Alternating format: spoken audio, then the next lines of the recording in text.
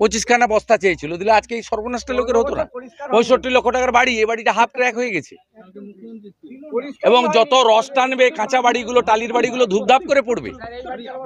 যত 2-3 দিন ধরে যদি রোদ হয়, রস যত টানবে, জল যত শুকাবে, সমস্ত কাঁচা দেওয়ালগুলো ধূপ ধূপ করে পড়বে। তো আফটার এফেক্ট 15 দিন ধরে চলে।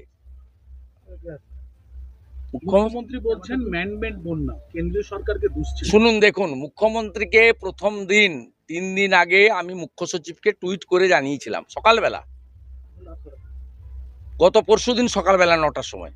আমি বলেছিলাম এটা মুখ্যমন্ত্রীর কাজ কি, মুখ্যমন্ত্রীর উচিত নবান্নতে বসে বা জলসম্পদ ভবনে বসে মনিটরিং করা।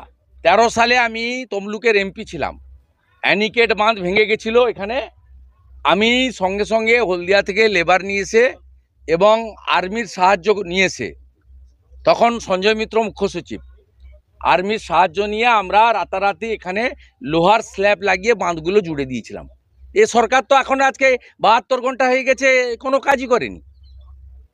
ভাঙা আমুয়া ইটাগুলো নিয়ে এসছে, তাতে কে আটকাবে? এখানে তো অন্য জিনিস লাগতো, বোল্ডার ক্লে দিতে হতো, আপনার নেটের ভিতরে বোল্ডার ঢুকিয়ে ফেলতে হতো।